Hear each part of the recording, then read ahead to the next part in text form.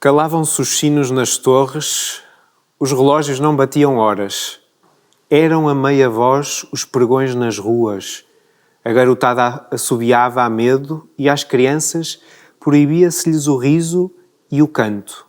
Nos botequins cobriam-se os bilhares, guardavam-se os baralhos das cartas, as pedras do dominó, as bugalhas do quino, os dados e o tabuleiro do quesilento gamão.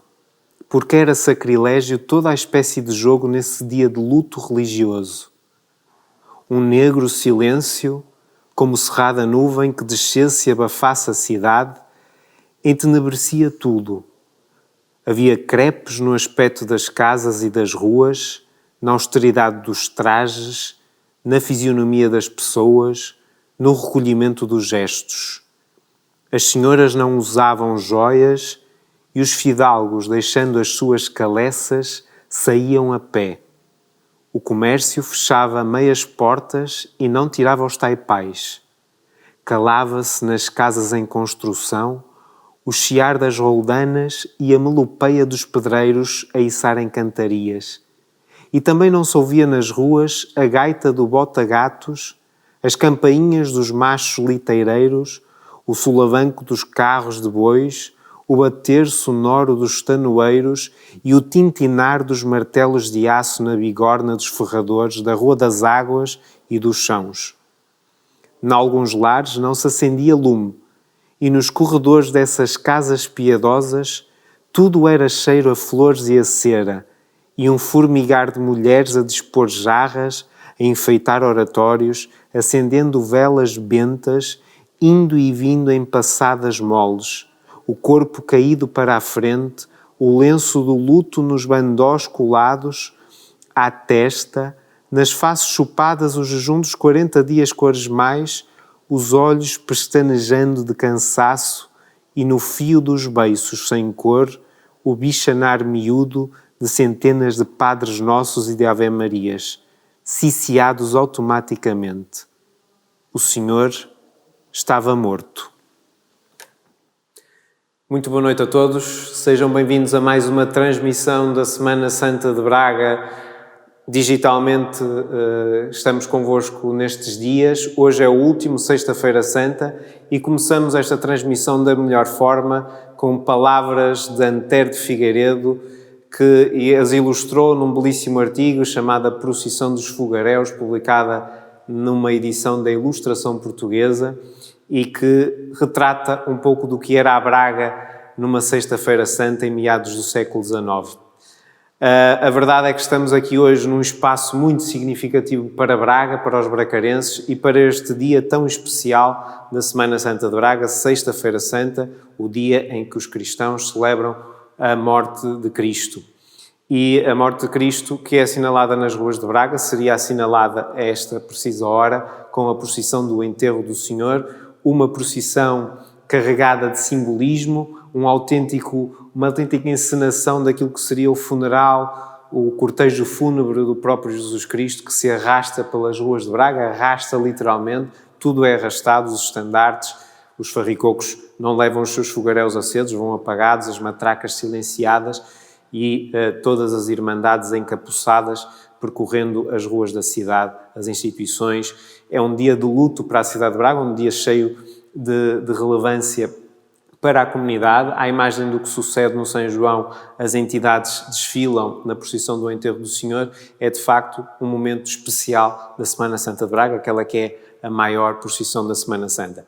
E uma procissão que se começou a realizar na cidade de Braga no século XVII, pela Irmandade de Santa Cruz, foi decorrendo com alguma inconstância até ao século XIX, e no século XIX também se foi realizando algumas vezes, poucas, e apenas em 1933, a partir da intervenção do arcebispo Dom António Bento Martins Júnior, é que esta procissão se fixa definitivamente nas dinâmicas da Semana Santa de Braga e passa a realizar-se ininterruptamente até aos dias de hoje. É uma procissão com muita tradição e este dia, o dia de Sexta-feira Santa, em que aqui na Catedral se realizou uma grande celebração às 3 da tarde, como sabemos, também com muitos elementos ligados ao chamado rito bracarense, que também vamos ouvir falar ao longo desta transmissão, mas a verdade é que esta procissão curiosa que nasce com a Irmandade de Santa Cruz se permanece até aos dias de hoje com grande vitalidade e, de facto, é a procissão mais querida dos bracarenses, é também a mais participada, porque na Sexta-feira Santa, como sabemos, todos os anos temos as ruas de Braga inundadas de gente e de turistas que vêm à Semana Santa de Braga. Este ano, infelizmente, as coisas não são assim como sabemos, mas, de qualquer forma, continuamos aqui na Catedral a recordar esse momento tão relevante que é a procissão do enterro do Senhor. E para começarmos, José Carlos, agradecer mais uma vez a tua presença connosco aqui, a partilhar a transmissão. Temos uma personalidade da maior relevância que quis estar connosco também nesta transmissão, que costuma presidir a todas as celebrações da Semana Santa e que também nesta procissão do enterro do Senhor, que lhe está confiada desde que assumiu o sólio arquiepiscopal em 1999. O Sr. Dom Jorge Ortiga, o Sr. Arcebispo Primaz, está connosco e é com ele que vamos falar a seguir. Eu passo a palavra a Zé Carlos e desde já uma saudação amiga também ao detentor do sólio arquiepiscopal bracarense, o Sr. Arcebispo Primaz. Boa noite, Rui Ferreira. Boa noite a todos aqueles que nos acompanham através das redes sociais nesta noite em que a procissão do enterro do Senhor deveria percorrer as ruas de Braga de uma forma muito solene, de uma forma muito, diria até, muito sentida por todos, tanto por quem participa como por quem está nas ruas a vivenciar. Neste primeiro bloco, se quisermos, de conversas, tenho a honra de ter comigo o Sr. Arcebispo de Braga, Dom Jorge Ortiga.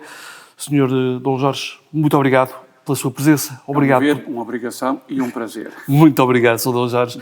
Eu começava por lhe perguntar, Sr. Dom Jorge, o que é esta Sexta-feira para a Igreja? O que é que representa a Sexta-feira Santa para a Igreja? Apetece-me dizer que é o dia maior. O dia maior porque é aquele dia em que nós celebramos a paixão e a morte do Senhor.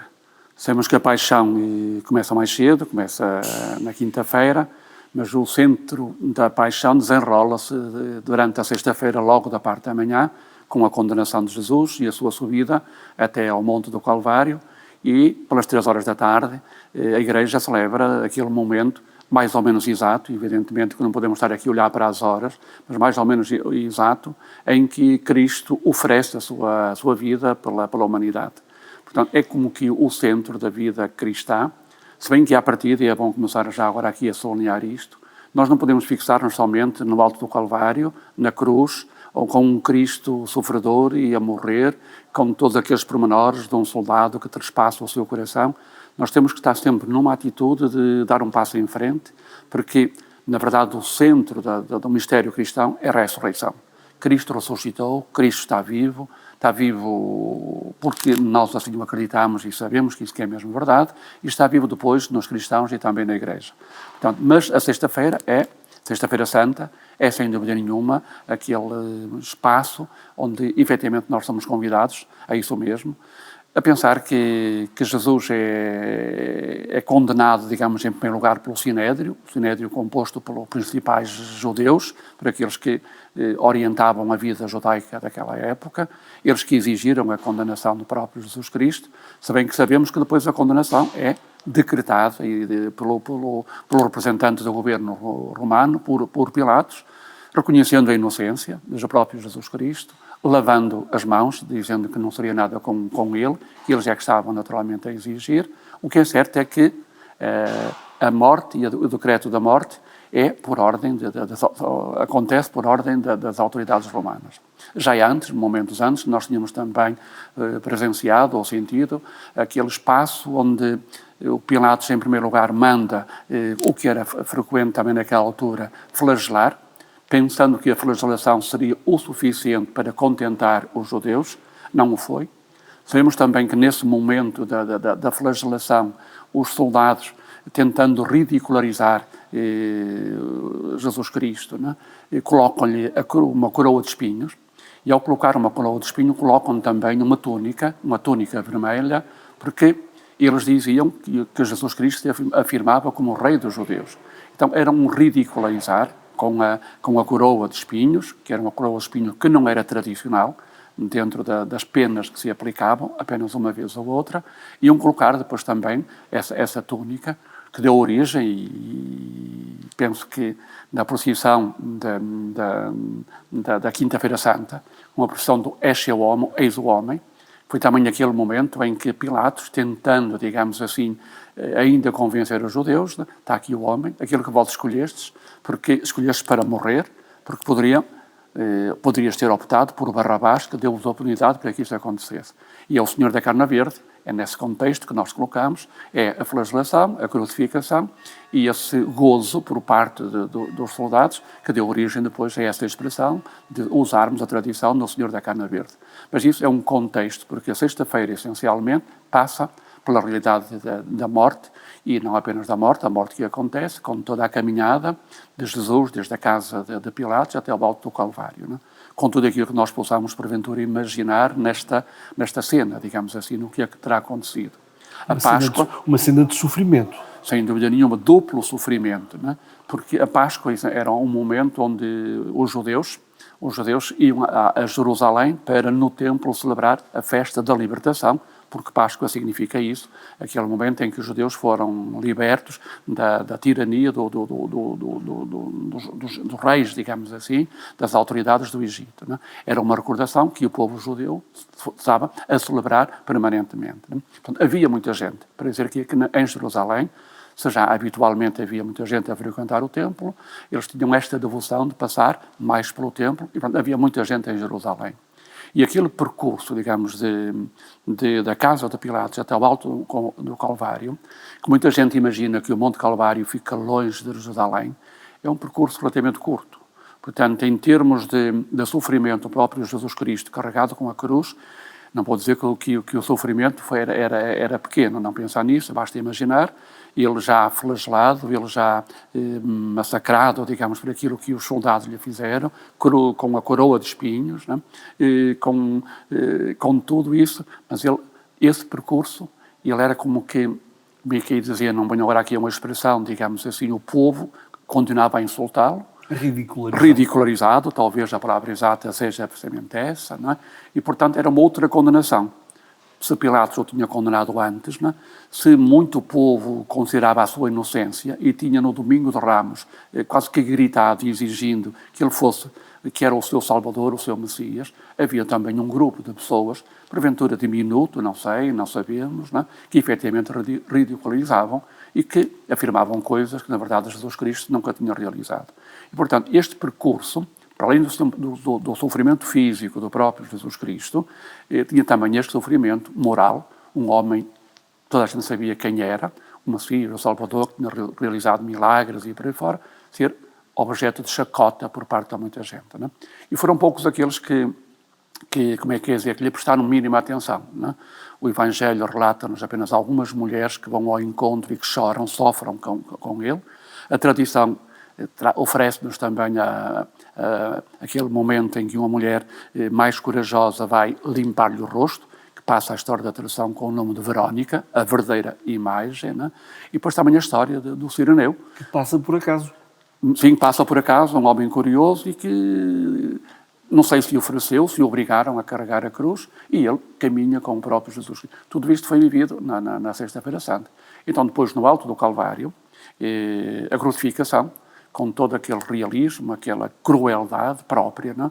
Que aqueles soldados romanos já estavam talvez mais ou menos habituados a fazer e que o faziam sem um mínimo de respeito e de consideração.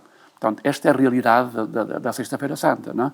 Que depois Jesus Cristo, digamos, no alto do Calvário, não é? Aquele diálogo maravilhoso, em primeiro lugar, digamos, talvez antes, digamos, o diálogo maravilhoso entre Jesus e sua mãe, que é uma outra presença, a presença de sua mãe e João. Sabemos que os apóstolos se dispersaram todos, deixaram ficar sozinho Cristo, e este é um desafio, digamos assim, que muitas vezes nós deixamos também ficar sozinhos Cristo, não é?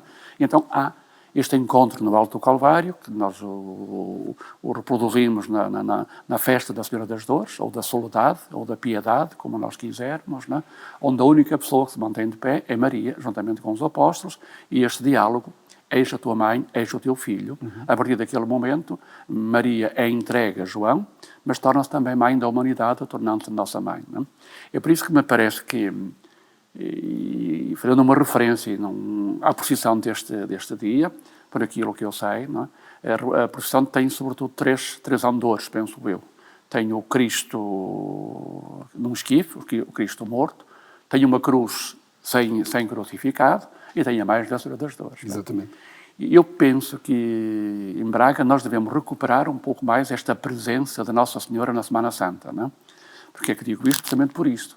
Porque Maria foi aquela que efetivamente acompanhou Jesus em todos os passos da sua vida. Não? Nunca o abandonou. Nunca o abandonou. Mais longe ou mais perto, e particularmente naquele momento, digamos assim, crucial, do próprio, com certeza aquela presença ele ainda, aquele soldado romano com uma lança a trespassar-lhe o coração, já depois de Cristo ter morrido. E com certeza que ela viu que naquele momento os soldados cortaram as pernas aos outros dois criminosos. De Jesus Cristo não o fizeram porque ele já estava morto, não é? Mas é também muito interessante neste dia pensarmos se Cristo morre entregando a sua vida, não é? Olhar também para Nossa Senhora. A tradição, e é de prever, digamos assim, nós sabemos que na sexta-feira, porque é um outro aspecto desta sexta-feira, a sexta-feira foi o momento que foi projetado, digamos assim, a sepultura de Jesus Cristo. Sabemos como os judeus respeitavam o sábado. No sábado, ainda hoje, o judeu que vive, digamos, talvez aquele um pouco mais fanático ou mais escrupuloso, o trabalho no sábado não existe. E, portanto, havia o problema, está aqui este criminoso, este que foi condenado à morte e que morreu, se não o sepultarmos no sábado, ficará só para o dia seguinte, não? Então aparece o José de Arimateia, um amigo, conjuntamente também com Nicodemos, um evangelho fala de Nicodemos e outro fala também dos dois, José de Arimateia, que tem um sepulcro e que vão tratar também de Jesus Cristo ser sepultado, não é? Portanto, a Sexta-feira Santa fala-nos tudo isto. Fala-nos de todo um processo, fala-nos depois da caminhada para o Calvário, da crucifixão e depois de Jesus colocado no sepulcro, não é? Com uma grande pedra por cima, e é interessante sublinhar isso mesmo, essa grande pedra por cima, que na manhã da ressurreição as mulheres iam preocupadas, iam com a ideia de colocar perfumes, era costume também naquela altura, mesmo depois de morte, e passar para prestar homenagem através de colocar os perfumes, não é? Quem é que nos vai retirar a pedra? Quem nos retira a pedra e quando chegam a pedra já não estava lá. Não é? Porque procurais quem está vivo entre os mortos. Vivo, é entre os mortos, é isso. E depois quando diz, não temais, alegrai-vos, que é um outro elemento que eu penso que nós temos que ainda dar um outro esplendor à nossa celebração da Páscoa. Não é? Mas se me permite mais aqui já agora, digamos, olhando para este Cristo que passa por todo este processo de condenação, o que é que nós hoje devemos ser capazes de extrair? Eu e todos os cristãos. Não é? Muitas vezes os turistas e as pessoas, os católicos que vão ver a procissão do enterro, ficam-se na exterioridade. Olham para a procissão quase como um cortejo etnográfico, não sei se a palavra poderá ser exata. Não é? Gostam, não gostam, mais anjinhos, menos anjinhos, o andor está bem, está bonito, aquilo. Não é? Pronto. E graças a Deus que na Sexta-feira Santa, eu poderei dizer, e devo elogiar, dizer um obrigado a todos aqueles que dela participam, há muito silêncio. Há um silêncio. Há um silêncio sepulcral. Tirando às vezes um lugarzinho ou outro aí, um outro mais, mas há esse mesmo. Mas eu penso que eu deixaria ficar aqui este convite, já hoje, já este ano, não é? Mas depois, no futuro, quando tivermos a oportunidade de participar nesta procissão, como em tantas outras, não é?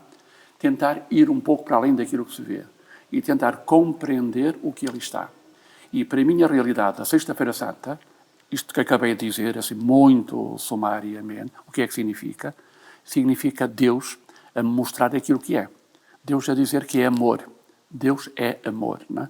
E se é amor, Deus ama a humanidade e ama a humanidade com um amor único e exclusivo, não é? Sr. Jorge, é essa a mensagem que gostaria que cada pessoa que está nas artérias desta cidade levasse para casa, seja de onde for? Essencialmente, eu começaria precisamente por isso. Deus é amor e reconhecer o amor de Deus ali e reconhecer, o São Paulo dizia que ele morreu por mim. E eu acho que nós, diante disto, devíamos tirar esta conclusão, que Cristo morreu efetivamente por mim, particularmente nós os católicos, não é? Saber isto, Deus amou-me de tal maneira que entregou a sua própria vida e morreu por mim. Esta é a realidade da procissão do enterro, não é?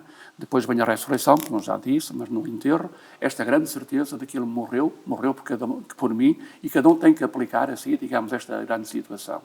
E ao morrer por mim, ele manifestou-se aquilo que é. Jesus Cristo não foi apenas alguém que deu um mandamento novo, onde se afirma, amai-vos uns aos outros como eu vos amei. Jesus Cristo, em primeiro lugar, amou. E nós, católicos, devemos fazer esta descoberta do que é Deus. Não é aquele Deus dos castigos, das penitências, de coisas que custam fazer, mas é um Deus amor, um Deus maravilhoso, um Deus belo, não é? Que importa efetivamente e naturalmente descobri-lo, sentir este mesmo amor, não é? Que, como acabei de dizer. E poder dizer a cada um, eu sou um amado de Deus. Eu sou um amado de Deus. Eu penso nisto muitas vezes, eu sou um amado de Deus, não é? Portanto, e depois, naturalmente, e a consequência vem a seguir, se eu sou um amado por Deus, eu terei que amar depois também os outros, e então está aquilo que distingue os cristãos, não é? Como Ele amou, eu tenho que estar disponível também, para a minha maneira, porventura dar a vida pelos outros, se efetivamente for necessário. E é por isso que eu também gosto muito, já fiz uma referência, digamos assim, à presença da senhora na procissão do enterro, a senhora das dores que vai também no enterro.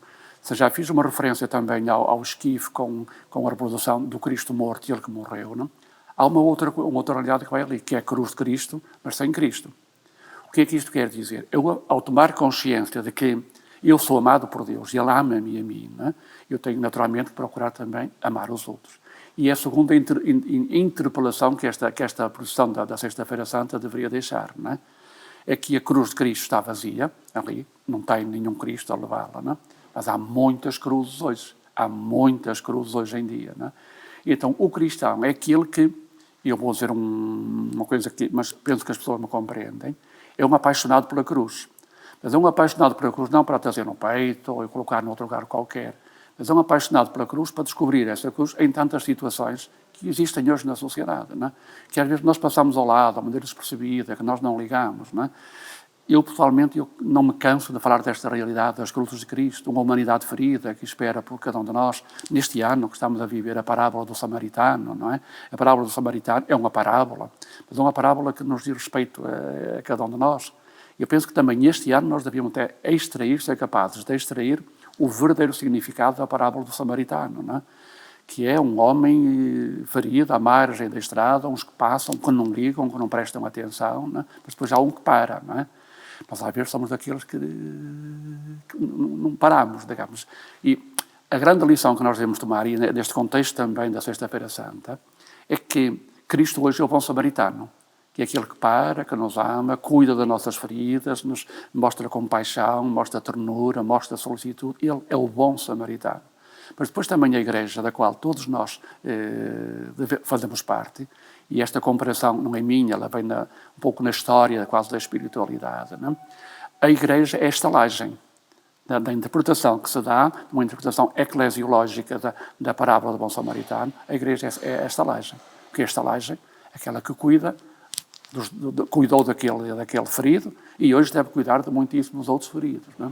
Eu gosto muito e também já tenho... Os feridos da nossa sociedade. Da nossa sociedade, no dia-a-dia. E os feridos estão nas famílias, estão nos lugares onde trabalhamos, estão nos nossos colegas. Não é os feridos, não são só quem está no hospital. Hoje há muitas outras situações, não é? A solidão, a violência doméstica, a desconsideração, os sem-abrigo. Há muita situação que não é o caso para estarmos agora aqui a dizer. Mas eu estava então também a dizer que a Igreja é esta estalagem que cuida. Uma imagem do Frei Bartolomeu dos Martins que eu gosto de usar e com certeza que muitos já me ouviram dizer. Ele diz que a Igreja é um hospital de Deus, né? É maravilhoso, um hospital de Deus. Hoje a Igreja, que tem a sua vocação, é cuidar desses mais abandonados, desses mais sozinhos, né? Mas depois também, nesta interpretação da parábola do bom samaritano, ao longo da história da Igreja, Cristo é o bom samaritano que cuida de mim e de todos. A Igreja, que é a estalagem, onde efetivamente se deve encontrar, fazer esta experiência de compaixão do próprio Deus. Mas depois já o estalajadeiro, na parábola do bom samaritano, aquele que o cuidou. Não sei, seria muito cómodo num hotel hoje em dia deixar ficar ali um ferido com todas as implicações que isto tem, estas coisas todas, o que é que isto poderá porventura significar. Então diz-nos a tradição que o estalajadeiro, nesta Igreja que é a estalagem, neste Cristo, é cada um dos cristãos. Cada um de nós é o estalajadeiro que cuida destas situações. E eu penso que tudo isto passa na procissão da Sexta-feira Santa. Particularmente nesta cruz vazia, esta cruz que vai e que não tem ninguém, e esta cruz é a reprodução desta situação toda. Portanto, Portanto, isto é todo um conjunto de situações que nós podemos encontrar nesta semana, e como nesta semana, não, nesta sexta-feira, na procissão da sexta-feira, e como acabei de dizer, não sei até que ponto é que este ano, com toda a normalidade da Semana Santa, a ausência das procissões e desta dimensão mais externa, todos nós e as pessoas que estão talvez hoje aqui a seguir-me e a ver, não devemos convencer que deveríamos voltar ao essencial, compreender, conhecer, saber o que aconteceu. Escrevi aqui sumariamente, falámos aqui muito sumariamente disto, descrever o que aconteceu, mas olhar para o sentido, não é? Eu no Domingo de Ramos dizia que esta Quaresma Santa para nós devia ser vivida em estado puro. E a Quaresma é isto, é esta grande certeza de um Cristo que morre no Alto Calvário, da maneira que nós conhecemos mais ou menos e que podemos imaginar, e que morre por nós, e que com Maria, que todo como nós deve ser, nos convida a ser os cristãos que pegam nas cruzes da humanidade, cuidando das feridas que existem, e são tantas, não é? Sr. Dom Jorge, muito obrigado por esta lição de catequese. Muito bem, e que cada um, efetivamente, procure viver a sua Semana Santa, e particularmente esta sexta-feira, mas mais uma vez eu digo, mas que não fique na Sexta-feira Santa, não é? A Sexta-feira Santa é como um humor no estômago, acordarmos a nossa insensibilidade do grande amor que Deus tem por cada um de nós, não é? Mas que está a dizer que o amor de Deus está incompleto se não passa por cada um de nós, onde é preciso. Mas depois temos que dar o salto e acreditar que Cristo está vivo hoje, não é? E a minha mensagem da Quaresma para este ano é servir-me de uma palavra do Papa Francisco, naquela carta que ele dirigiu aos jovens, Cristo vive, onde o Papa proclama este grito, Cristo vive, mas depois ele acrescenta, e quer-te vivo, não é? Exato. Eu penso que é maravilhoso isto, vermos a Páscoa este ano com esta certeza, Cristo vive. Vive agora, na história, vive, ele está vivo, e nós temos que sentir a necessidade de um encontro muito íntimo, pessoal com ele, está lá na oração, na leitura da palavra de Deus, tantas coisas, não vamos aqui continuar a falar dessas coisas, mas ele vive, mas quer-te vivo. O cristianismo é um caminho de vida. Cristo disse, eu vim para que tenham vida e vida em abundância. Nós temos que procurar ter vida, qualidade de vida a cada um de nós, e lutar, trabalhar pela vida dos outros. Portanto, que esta Páscoa não seja Páscoa de braços cruzados, não temos beijos na cruz de Cristo, este ano não há compasso, não é?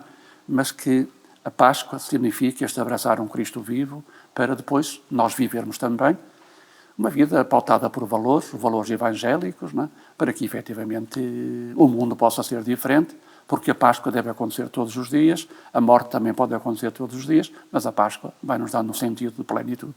Sr. Dom Jorge, uma Santa Páscoa. Igualmente. Muito obrigado.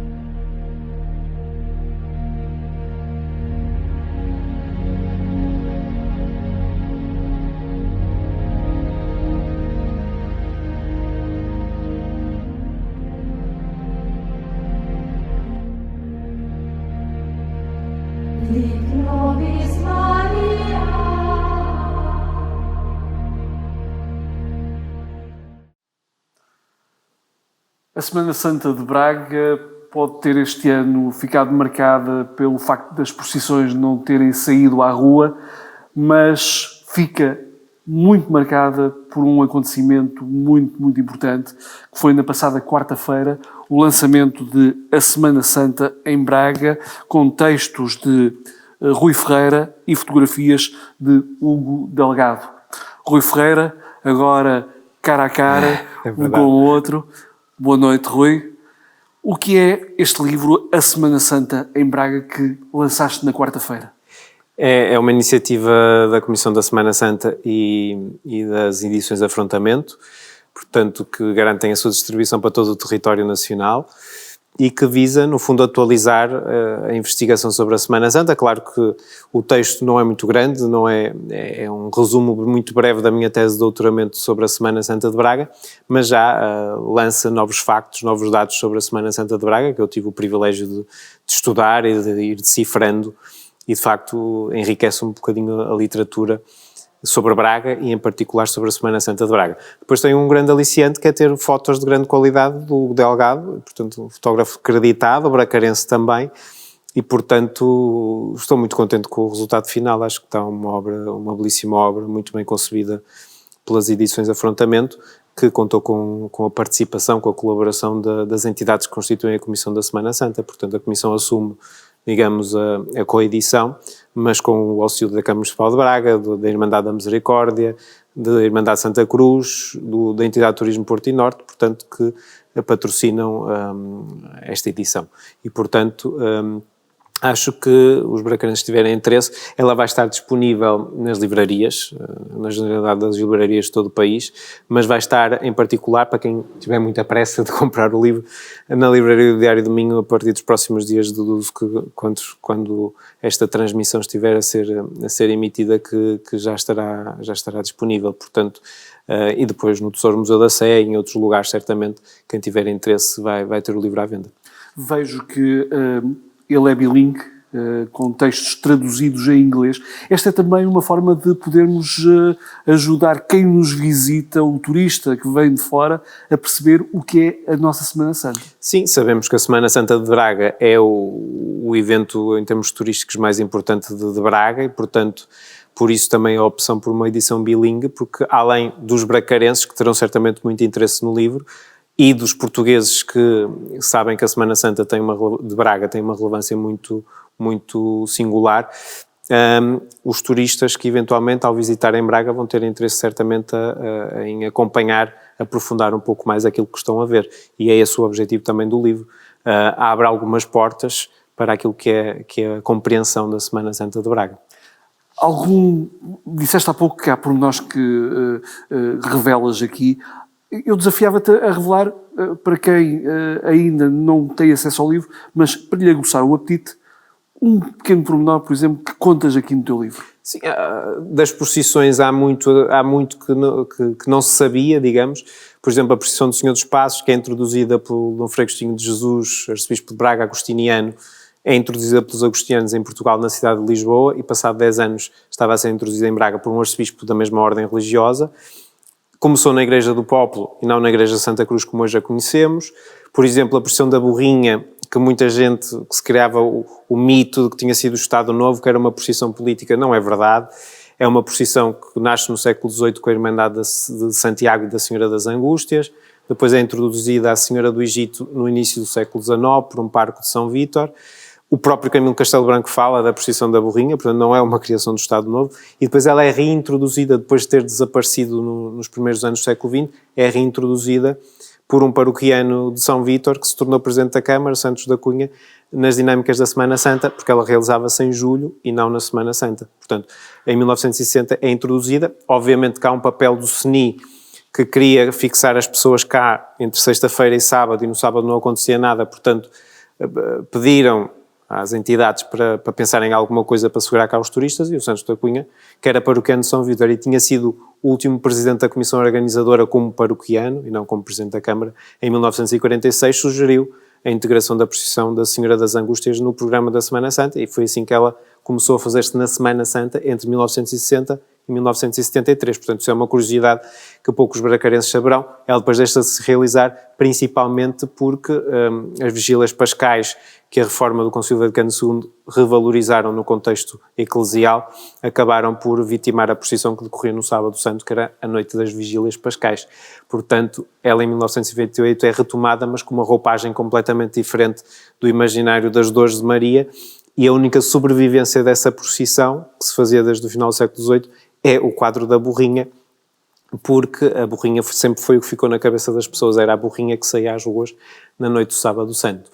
Obviamente são curiosidades que me deram muita honra investigar e aprofundar.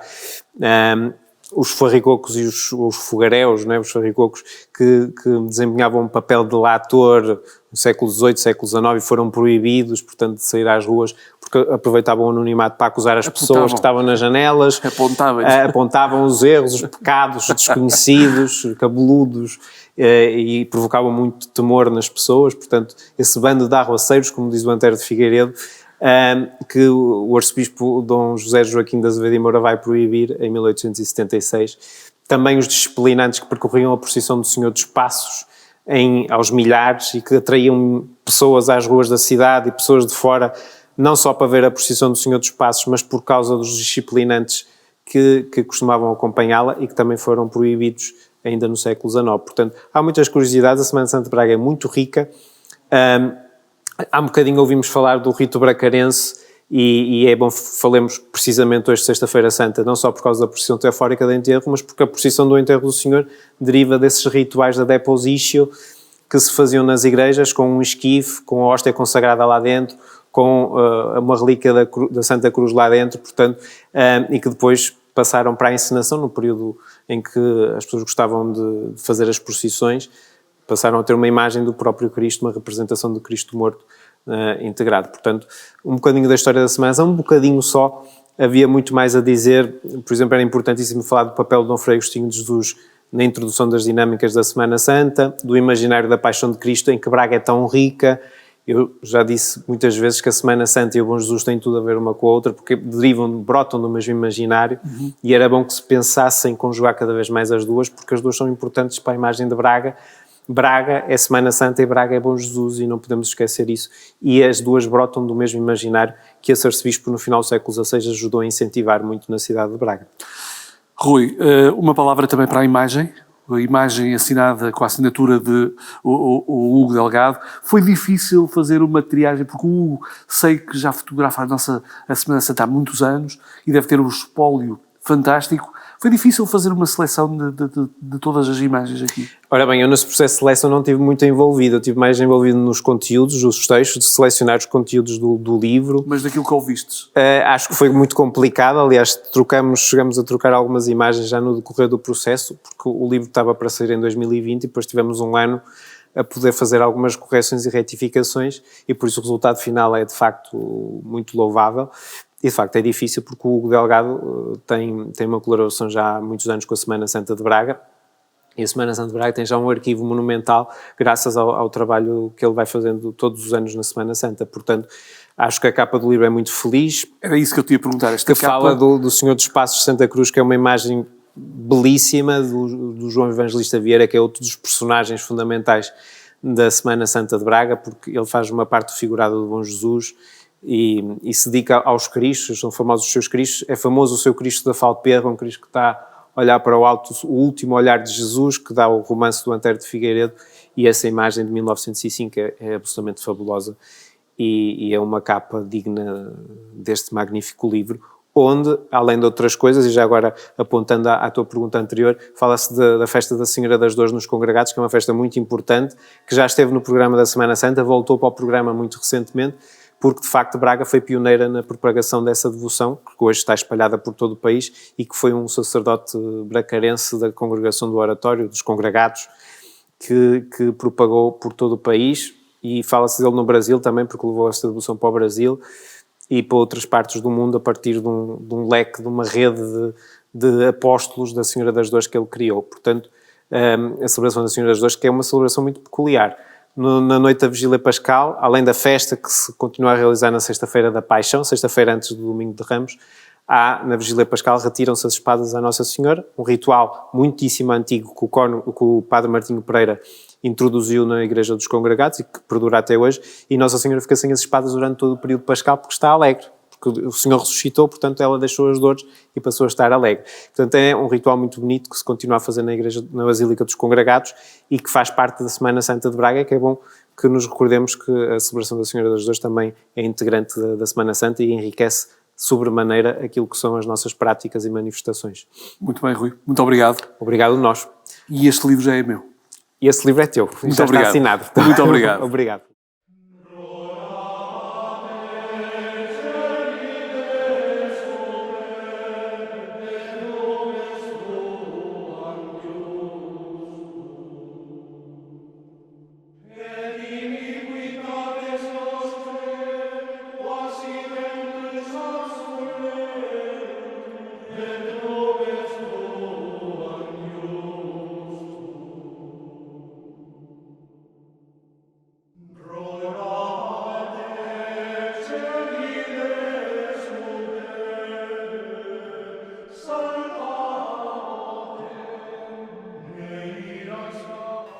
Obrigado, Rui. estou agora aqui noutro cenário, com um novo convidado. Estou com o provedor da Irmandade de Santa Cruz, o Dr. Luís Rufo. Sr. Doutor, muito obrigado por estar aqui connosco.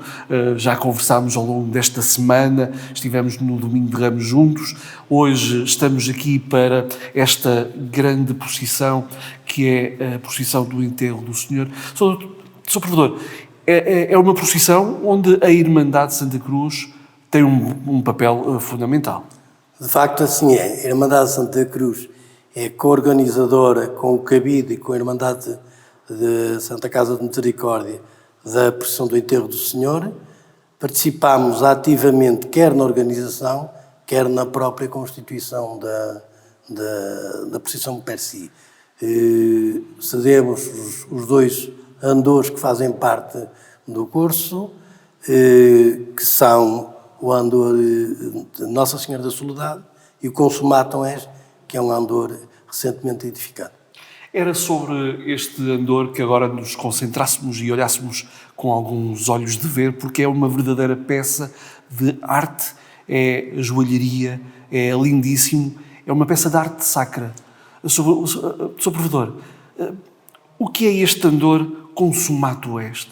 O Consumatum Est é um andor que é edificado, tem a ver com a representação de Cristo morto, personificado naquela iconografia, e é um andor que foi feito propositadamente só para esta procissão e que mereceu um estudo aturado da parte do arquiteto Miguel Sousa Basto, que gratuitamente o planeou e depois foi construído aqui na cidade de Braga. Sr. Provedor, este andor não é fruto do acaso, é todo ele pensado, todo ele trabalhado. Explique-me todo este processo.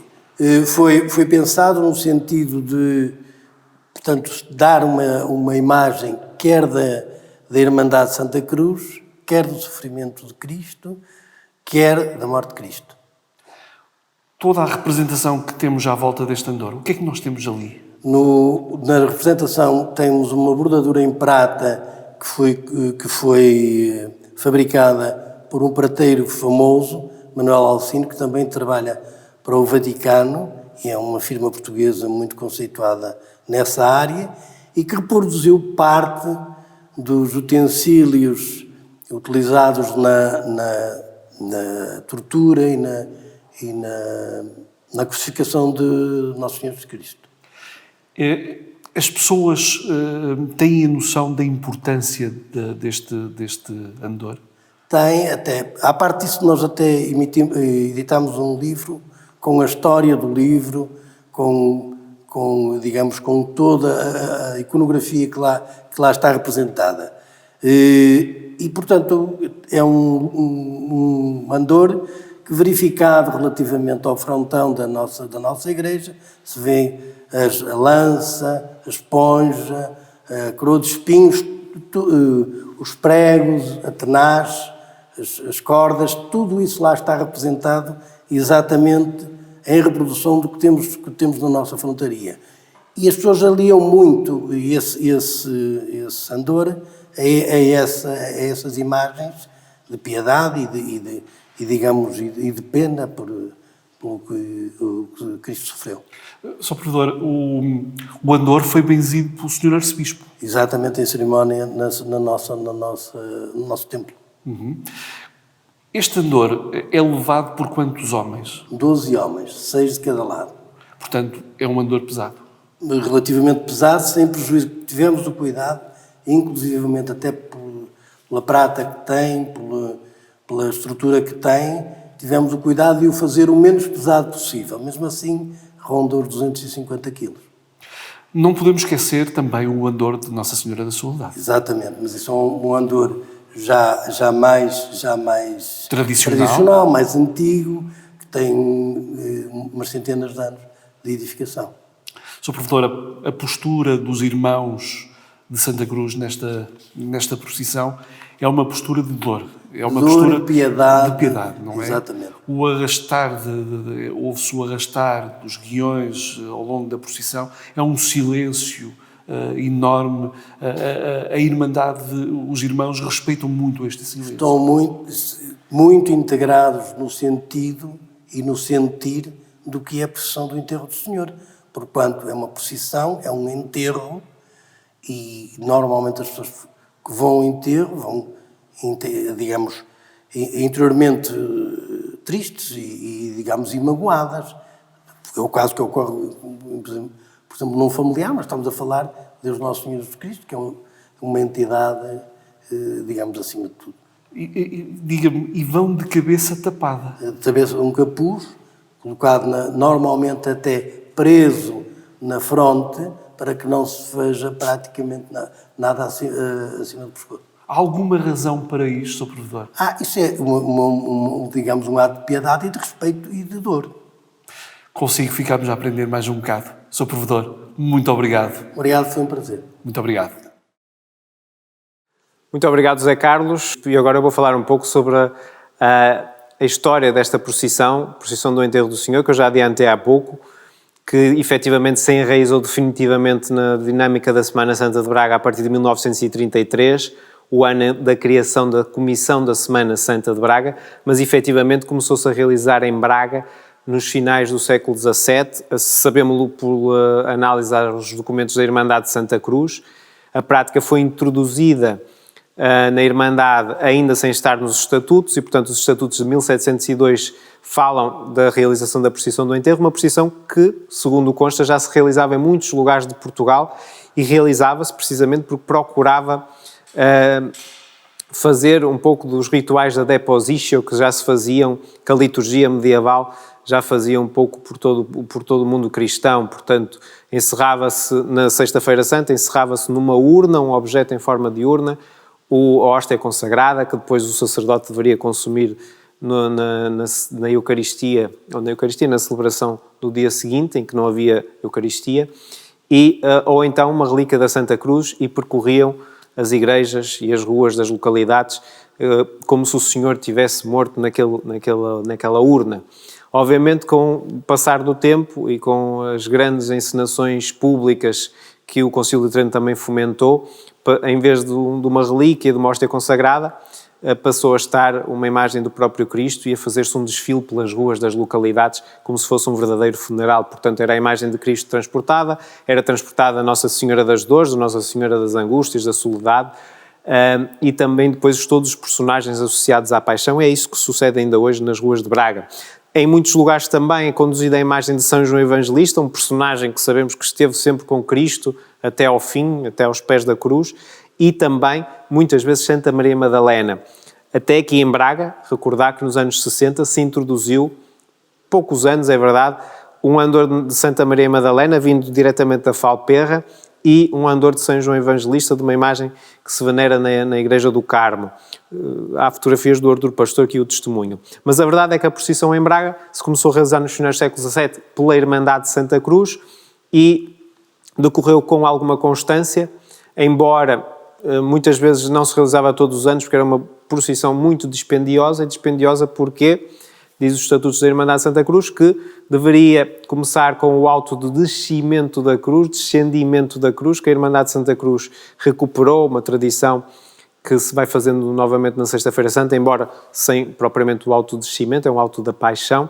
E o que é que se fazia nesse auto? Descia-se uma imagem de Cristo, uma imagem articulada, que ainda se faz em muitos lugares de Portugal e também no Brasil, onde os portugueses levaram essa tradição, de descer uma imagem de Cristo articulada da cruz, ou seja, o auto de descimento começa com a morte de Cristo, portanto desce-se a imagem, coloca-se no féretro, Nossa Senhora já está no andor, Nossa Senhora das Dores, Nossa Senhora não intervém, como sabemos, tem sempre em silêncio na paixão de Cristo, e efetivamente depois todas as outras personagens que têm algum tipo de intervenção, a Verónica, o Centurião, as mulheres de Jerusalém, os discípulos, portanto, seguem todos em procissão. E era assim que se fazia em Braga também, fazia-se o autodescimento na escadaria de Santa Cruz e no final decorria a procissão pelas ruas da cidade de Braga. Portanto, isto fez durante muitos anos. Sabemos que houve uma altura que os Estatutos da Irmandade de Santa Cruz mandam realizá-la de 2 em 2 anos, precisamente por ser muito dispendiosa. No final da procissão decorria um sermão dentro da igreja, o Sermão da Soledade. Portanto, depois do sepultamento de Cristo, a Nossa Senhora recordava-se a soledade de Nossa Senhora. Ainda hoje é a imagem da Senhora da Soledade, a Senhora com uma espada, que é a Senhora que sepulta o seu filho. Portanto, a última dor de Nossa Senhora é a dor da soledade. Cada uma das 7 dores tem uma designação. E a última dor é a dor da deposição de Cristo no túmulo, a dor da soledade. E por isso, o motivo da procissão decorrer com esses 3 momentos, esses 3 andores, que vamos falar um bocadinho, que vocês já devem estar a ver também nas imagens que estão a passar. Obviamente que a procissão dos Passos passou a ser assumida pela Irmandade de Santa Cruz a partir de 1773. Isso criou problemas em realizar também a procissão do enterro. Ela começou-se a realizar com cada vez menor constância até desaparecer no século XIX.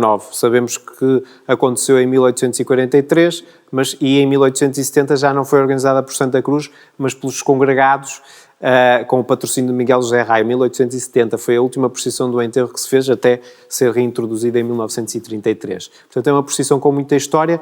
Os autos dos descimentos que antecediam a procissão eram momentos de grande aparato. Sabemos isso pelo Inácio José Peixoto, o cronista bracarense do século XVIII, pelo famoso livro curioso recentemente editado pela Câmara, que também lá retrata, também pelo diário de um fidalgo bracarense que foi também reeditado há pouco tempo, que fala do alto descimento da cruz em 1803, em plena Avenida Central, em que vieram soldados de Viena para arrumar o povo, tal era a aglomeração de pessoas.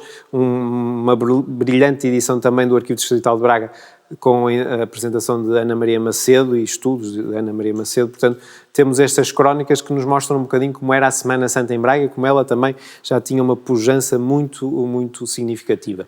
E esta procissão do enterro do Senhor começou precisamente com a Irmandade de Santa Cruz. Recordo que foi-se deixando de realizar, ou realizando-se com pouca periodicidade, até desaparecer definitivamente. A última, em 1870, como eu disse há pouco, patrocinada por Miguel José Raio. Mas pronto, está aqui um pouco da história desta procissão, que nasce desses rituais da deposição, que vamos ouvir falar daqui a pouco com o cônego Joaquim Félix, e portanto, Zé Carlos, passo da palavra. Obrigado, Rui Ferreira. Estou agora aqui com o Sr. cônego Joaquim Félix. Muito boa noite, Sr. cônego. Boa noite. Estamos aqui neste espaço lindíssimo e para colocar-lhe já uma questão. O que é o rito bracarense? Para usar uma imagem que eventualmente se torne mais explícita para quem nos ouve nesta noite, eu diria que o rito bracarense é um ramo de uma árvore que se chama liturgia romana. No tronco fundamental é a liturgia romana. E ao falar de um ramo, ela acaba por ser a liturgia romana inculturada na nossa igreja local, para a expressão da fé. Nasce fruto de decisões que até nos ultrapassaram. Da decisão do Papa Gregório VII de terminar com a expressão da liturgia hispânica, aqui na Península Ibérica, retirando apenas umas paróquias, ficar com a liturgia dita visigótica, ali na região de Toledo, e substituí-la pela liturgia romana. Os grandes introdutores dos livros, porque era preciso copiar todos os livros à mão, são sobretudo os monges de Cluny. Entre eles, citamos, por exemplo, aqui São Geraldo, de veneranda e santa memória aqui na Diocese de Braga. Dessa região do sul de França, nomeadamente, vêm para aqui os livros. Os livros, ao chegarem aqui, não são os livros da liturgia romana pura.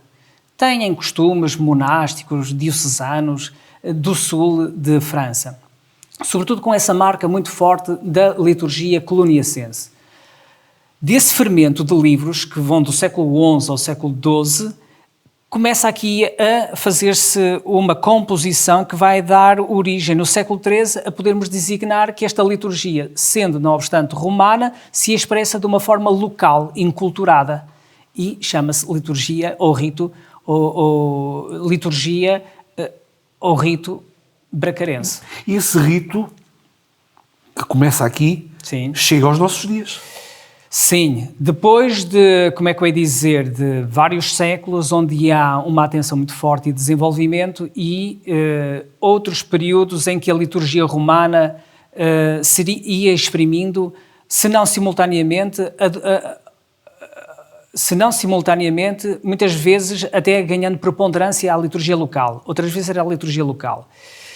Estamos a falar de um desenvolvimento que vem, digamos assim, de uma forma muito forte a afirmar-se no século XV, já inclusivamente com livros impressos, de notar que os livros da liturgia bracarense são dos primeiros livros impressos em Portugal.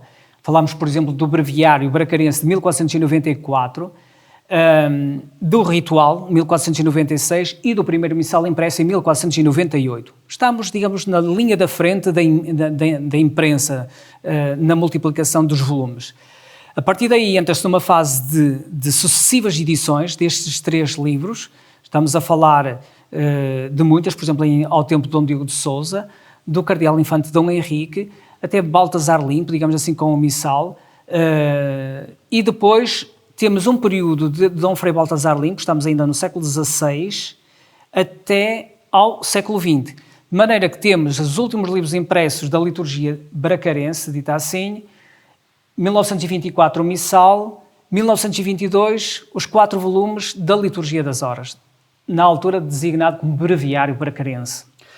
Este rito bracarense centrado na sede de Braga? Tinha uma matriz preponderantemente catedralícia, mas era celebrado nas paróquias também. Também. Digamos que o grande fundo é de matriz pronunciadamente monástica, porque vem com os monges de Cluny. Só para dizer isto, o nosso breviário, quando comparado por várias secções com os livros de Cluny, vê-se que há uma dependência muito forte. E, por exemplo, foi o padre Romano Rocha, jesuíta, de veneranda memória, que estudou em Paris e chegou ao ponto de fazer, digamos, um estudo comparativo em que nós dependemos fortemente daquele breviário manuscrito que se encontra, que é o manuscrito 1, na biblioteca do Instituto de Paris, do Instituto Católico de Paris. E é coloniacense. Sr. Cónigo, chegamos a esta noite de Sexta-feira Santa, onde a procissão teofórica assume particular importância. Este é um momento especial, um momento importante no rito bracarense? É, a par de outros, mas este, como é que eu ia dizer, é de uma dramaturgia tão desenvolvida que marca a expressão da nossa fé de uma forma como a encontramos em poucas igrejas. Não é exclusiva a procissão teofórica de Braga. Esta procissão terá nascido, o termo teofórico, transportar Deus, no Domingo de Ramos, em que a forma de ritualizar a entrada de Jesus em Jerusalém se fazia com o próprio Santíssimo Sacramento. Havia outras formas, mas uma era esta, e portanto daí transportar Deus. Progressivamente, o que é que nós vamos encontrar? Estamos no século IX, século X, vamos encontrar fontes, sobretudo de países setentrionais, não tão meridionais, em que, na sequência daquilo que já se fazia na Quinta-feira Santa, com a recolha dos dons pré-santificados, estamos a falar das partículas sobrantes da comunhão, como na sexta-feira não se comungava, não se celebrava missa, guardavam-se então os dons pré-santificados. Na Sexta-feira Santa, essa procissão de transportar os dons pré-santificados para o lugar, digamos assim, de reserva do Santíssimo, foi ritualizada progressivamente como um enterro, uma procissão de transportar Deus, e toda essa imagética associada ao enterro, a um funeral, foi desenvolvida nesse contexto. Aqui em Braga, por exemplo, só para apresentar minimamente o rito, esta urna que aqui se encontra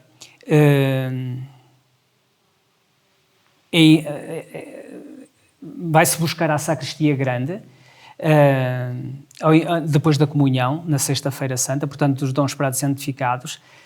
São os cavaleiros Santo Sepulcro, colocam-no sobre o altar, abre-se do outro lado, por trás deste véu negro, abre-se, e eu vou reproduzir aqui os elementos que se colocavam no missal de 1924. Hoje isto aparece um pouco mais abreviado. Eram 4 toalhas dobradas, sobre as toalhas uma pedra de ara, a pedra do sacrifício, sobre a pedra de ara um corporal branco, depois uma Bíblia ou missal fechados, hoje coloca-se a Bíblia fechada, e um jarro, uma pequenina cruz, umas campainhas e as chaves da igreja. Outrora chegou-se a fazer ainda uma outra coisa, que é com um belíssimo manuscrito, que é o diurnal de Dom Fernando da Guerra, que se conserva aqui no Arquivo Distrital de Braga, no cofre. Era o diurnal, portanto, contém as horas diurnas. Faz-nos lembrar o que é? Tudo aquilo que é necessário para a celebração da Eucaristia. As toalhas, a pedra de ara, o missal ou a palavra de Deus, o próprio som. Há como que um silenciamento de tudo, o som, o fechamento da chave da igreja e inclusivamente a claridade.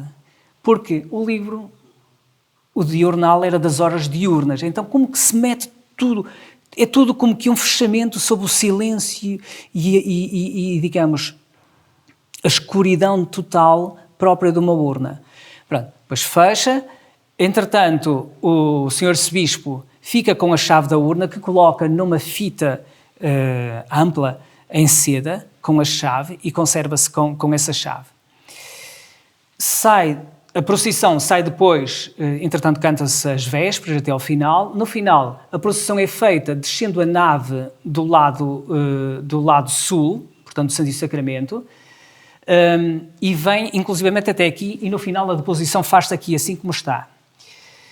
Todo este processo desenvolve-se numa dramaturgia que enfatiza os sentimentos e os sentidos. Toda a Sé encontra-se com as janelas vedadas, portanto há uma penumbra. Só os círios, os cônegos e padres vão com as cabeças cobertas. Canta-se algo em latim, mas que reproduz isto. Por um lado, que nós ficamos viúvos e a Igreja-mãe nós ficamos órfãos e a Igreja-mãe, assim nessa perspectiva, fica viúva. Há como que um carpido,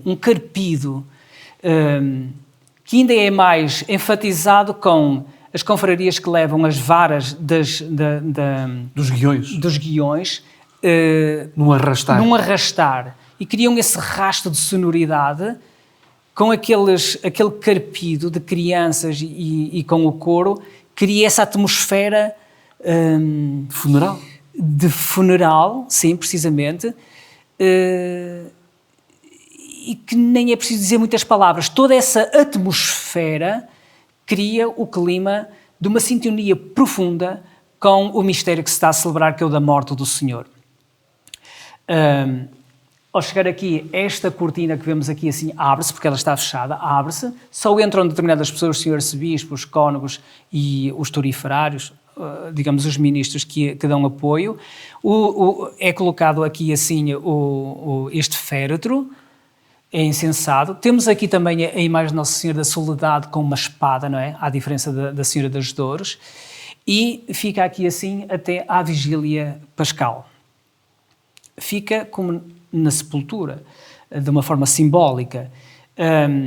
Na vigília pascal, para a comunhão, pouco antes, vem-se aqui buscar o Santíssimo. Abre-se e leva-se os dons para incorporar já com outro pão, consagrado nesse dia, para distribuir e depois também fazer parte da procissão da ressurreição, que é outro rito característico da vigília pascal aqui na liturgia de Braga.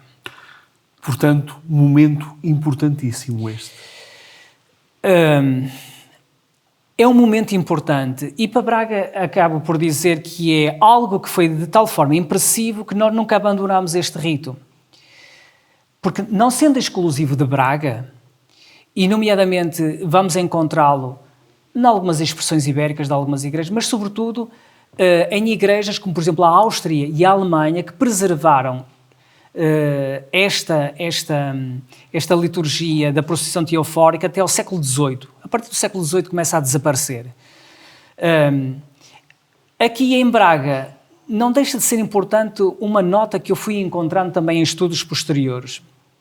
Seria importante compreender toda a ritualidade, o que se mete no interior, porque varia de igreja para igreja, as que o fazem, inclusivamente das antífonas que são cantadas enquanto rolaram a pedra, há toda uma ambiência criada do ponto de vista sonoro, com um ritual que no caso é de Aquileia. Aquileia, bebendo de uma liturgia que não fica assim tão distante de Veneza, tinha características próprias. Eventualmente com um pouco de um toque a acusar uma influência mais de natureza oriental bizantina. E há um ritual, no caso até do século XVIII, que a parte final de pelo menos 2 antífonas que me foi possível comparar, correspondem inteiramente ao que aqui se faz em Braga. Portanto, as raízes perdem-se muitas vezes em solos de proveniência de elementos que se conservam aqui e, eventualmente, onde apareceram, se desenvolveram, já desapareceram. E Braga permaneceu sempre com este rito da procissão teofórica. Sr. Cônego, muito obrigado. Nada. Uma boa noite para si e uma Santa Páscoa. Uma boa noite. Santa Páscoa a todos. Muito obrigado. Muito bem.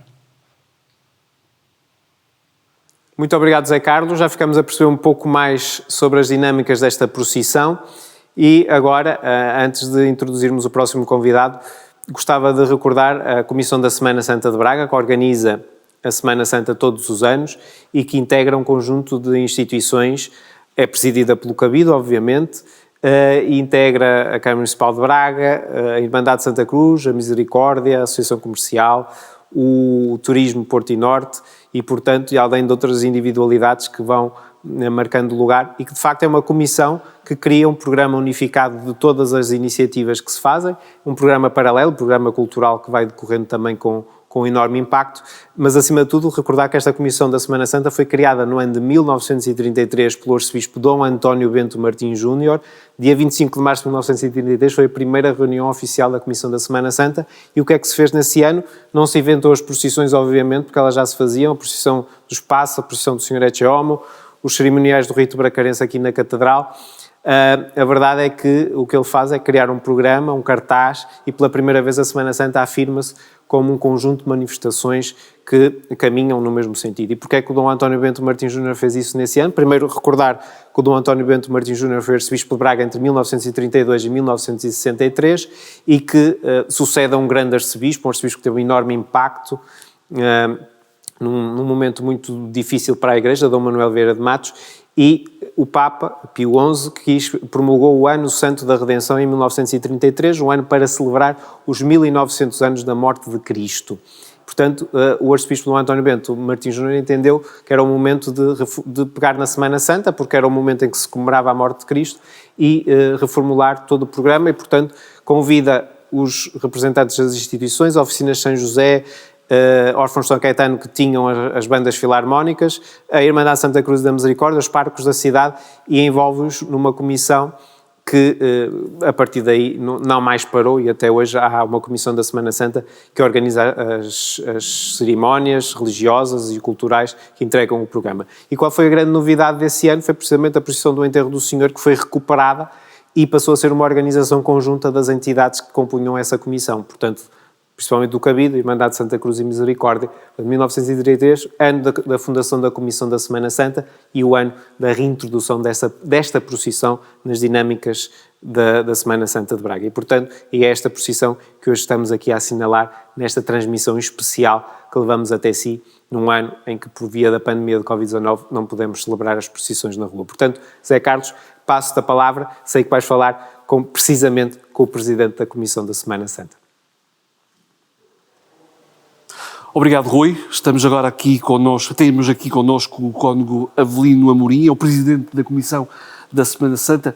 O nome é um bocadinho maior, mas permita-me que o possa resumir desta forma. Comissão da Semana Santa. O Sr. Cônego, muito boa tarde. Boa tarde. Ou boa noite. Já é boa noite. É o terceiro ano que está à frente desta Comissão. Sim, é o terceiro ano que estou como Presidente da Comissão, em nome do Cabido da SEP Primaz. Como é que tem sido esta experiência, Sr. Cônego? Bom, tem sido uma experiência muito gratificante. Eu iniciei a colaboração na Comissão não como Presidente, mas como segundo elemento do representativo do Cabido, sendo a presidência do Cônego Luís Miguel Figueiredo. Portanto, fomos trabalhando em conjunto. No ano seguinte, ele, por impossibilidade pessoal, não pôde dar continuidade a esse cargo e, portanto, com toda a naturalidade, fiquei eu com a presidência da Comissão. Tem sido um trabalho gratificante no sentido não apenas daquilo que é o contributo que nós podemos dar à Semana Santa e com tudo que ela significa e o significado que tem para cada um de nós, pessoalmente e mesmo eclesialmente, mas também, sobretudo, pelo grupo de trabalho que me cabe presidir. É um grupo de trabalho muito diversificado.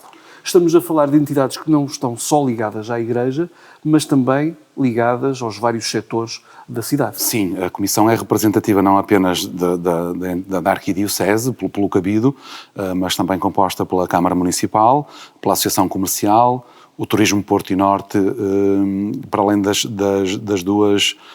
duas Irmandades, a Irmandade de Santa Cruz e a Santa Casa da Misericórdia, que têm também assento representativo, que são os promotores desta comissão.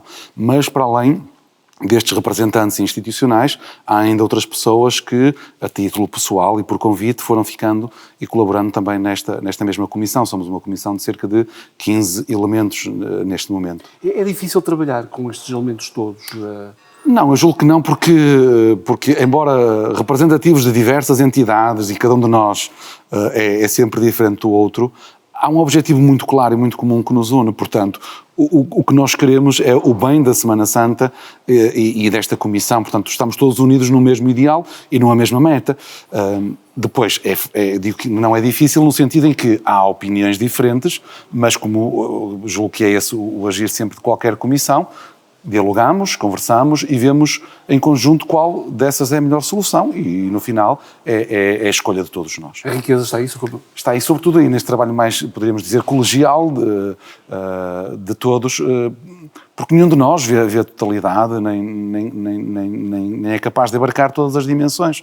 Sei lá, há questões muito específicas, mais sociais, ou da segurança, ou relacionadas ao turismo, ou ao comércio, a parte mais espiritual, enfim. Há aqui uma diversidade de dimensões que o facto de termos também pessoas que são representativas dessas entidades e mesmo a sensibilidade pessoal daqueles que, não sendo dessas entidades, estão a título pessoal também na Comissão, tornam sempre as nossas decisões, julgo que mais acertadas e mais válidas. Fala-me em decisões e eu pergunto-lhe, a decisão no ano passado de ter que cancelar foi a mais difícil destes 3 anos?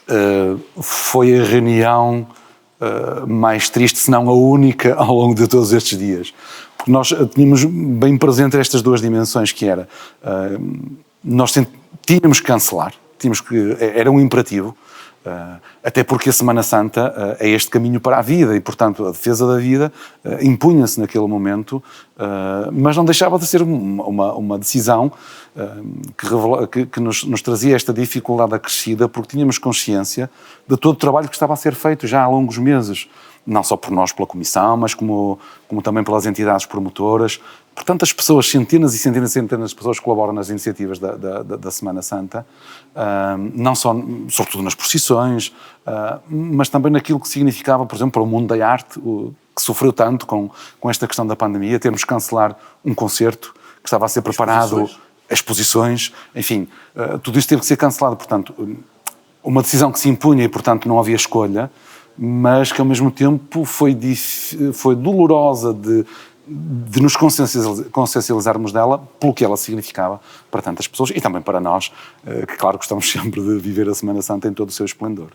Quando cancelaram no ano passado, alguma vez pensaram que o caminho não ia ser fácil e que este ano ainda estaríamos sob este jugo todas estas limitações? Bom, nós iniciámos quase logo após a Páscoa a preparação como comissão desta edição. Num primeiro momento, a avaliação daquilo que foi, e foi uma avaliação que foi fácil de fazer porque foram muitos poucos os acontecimentos que tivemos, mas começamos logo a preparar o ano seguinte. E logo desde a primeira reunião, uma decisão que tivemos foi: vamos preparar tudo como se estivermos numa situação de pandemia e de emergência que nos coloque muitas dificuldades, entraves ou imprevistos. Portanto, começámos a preparar cada um dos momentos sempre de uma forma também alternativa. Isto é, sei lá, por exemplo, para as procissões começámos logo a preparar um programa alternativo, porque sabíamos que e gostaríamos, e tínhamos essa esperança, e sem dúvida, sobretudo lembro, por exemplo, a partir de setembro, renasceu um bocadinho esta esperança, é capaz de ser possível realizar tudo presencialmente. Mas não foi, mas não deixámos de ter essa preocupação com um programa alternativo para atempadamente cumprirmos aquela que é a nossa missão. Portanto, todo este programa da Quaresma e sobretudo da Semana Santa é um programa que procura em todas as suas dimensões, através da arte, da cultura, mas sobretudo através das celebrações e da dimensão espiritual, ajudar cada pessoa a preparar-se para este encontro com o Senhor Jesus ressuscitado, que dá sentido à sua vida. De uma forma presencial, isto é muito excelente. A partir do momento em que não foi possível, partimos para um plano alternativo, que também tem os seus aspectos positivos. Por exemplo, o facto de estarmos a realizar estas transmissões sobre as próprias procissões ajudam a compreender melhor as próprias procissões e, portanto, são também uma ajuda a prepararmos não só esta Páscoa, mas, sobretudo, a vivermos de uma forma ainda mais intensa o próximo ano e a Semana Santa do próximo ano, a caminho da Páscoa 2022. E era essa a pergunta com que eu queria finalizar, ou quase finalizar esta nossa conversa, é para onde caminha a Semana Santa de Braga? Para onde quer levar esta Semana Santa? Bom, nós temos já aos ombros uma grande responsabilidade, não é? Porque fomos declarados com interesse para o turismo, temos a medalha municipal Grau de Ouro, está aí mesmo à porta, segundo as notícias que temos, e esperamos que sim, muito em breve, estarmos no Inventário Nacional do Património Imaterial. Estamos na rede europeia de cidades com celebrações da Semana Santa e Páscoa, que prepara também uma candidatura a um itinerário cultural reconhecido pelo Conselho Europeu e, portanto, o Conselho da Europa, e, portanto, estamos aqui com um reconhecimento aqui internamente, mas também exteriormente, que nos lança o grande desafio. Qual é o grande desafio? É permanecermos fiéis a nós próprios. Não é? Eu penso que exatamente. Sermos fiéis a nós próprios, mantermos este legado que nos foi deixado ao longo de tantas gerações e sermos capazes de o vivificar, de lhe dar vida nos nossos dias. Eu penso que esse é o grande contributo. Depois, todas as outras dimensões, comercial, cultural, enfim, o reconhecimento pelas autoridades exteriores à Comissão, enfim, tudo isso acontecerá, julgo eu, com toda a naturalidade. Por isso é importante que todo este património seja reconhecido a nível nacional como património imaterial. Também, esse é um dos passos também significativos, não é? E que já é um trabalho desta Comissão desde há 5 anos, já iniciou mesmo antes de eu estar nesta Comissão, portanto, e também essa gratidão a quem nos precedeu e teve também essa a ousadia também dessas decisões de levar para a frente esses projetos, porque semearam aquilo que nós vamos colher, mas é esse o sentido da vida, não é? Certamente nós também estamos hoje a semear aquilo que outros no futuro hão de colher. Sr. Cónigo Avelino Amorim, muito obrigado. Desejo-lhe uma boa Páscoa. Obrigado. E obrigado pela Zé sua Carlos, disponibilidade. De todo. Uma Santa Páscoa também para si. Para muito obrigado. Muito obrigado. A mim resta-me agora despedir, desejar uma boa Páscoa ao Rui Ferreira e a todos aqueles que nos estão a acompanhar e que nos estiveram a acompanhar durante esta transmissão. A todos uma Santa Páscoa. Muito bem, chegamos então ao fim desta transmissão especial da Semana Santa de Braga. Com esta transmissão encerramos também este ciclo de transmissões que se iniciou no Domingo de Ramos com a procissão do Senhor dos Passos. Eu gostava muito, em meu nome pessoal, de agradecer a todos que nos acompanharam e tivemos gente a acompanhar-nos de todo o mundo. Agradecemos por terem estado connosco, esperamos ter ajudado. Obviamente que estas transmissões não substituem as procissões, mas ajudam-nos a vivenciar de outra forma, da forma possível com esta pandemia de Covid-19, a vivenciar esta Semana Santa de Braga. Espero que tenham gostado. Gostava de agradecer em especial ao Zé Carlos Ferreira, que me acompanhou nestas transmissões, também a toda a equipa da Braga Eventos, que tratou de realizar e de levar até vocês esta transmissão, que, como sabemos, foi organizada pela Comissão da Semana Santa e por todas as entidades. Hoje, em particular, um agradecimento especial ao Cabildo da Sé de Braga, que nos acolheu aqui na sua casa, e a todos que, em todas as partes do mundo, e tivemos o vosso retorno, nos acompanharam nestas transmissões. Muito obrigado e até à próxima. Esperamos que não haja próxima, que no próximo ano as procissões possam estar na rua e possamos acompanhá-las ao vivo. Muito obrigado a todos e até à próxima.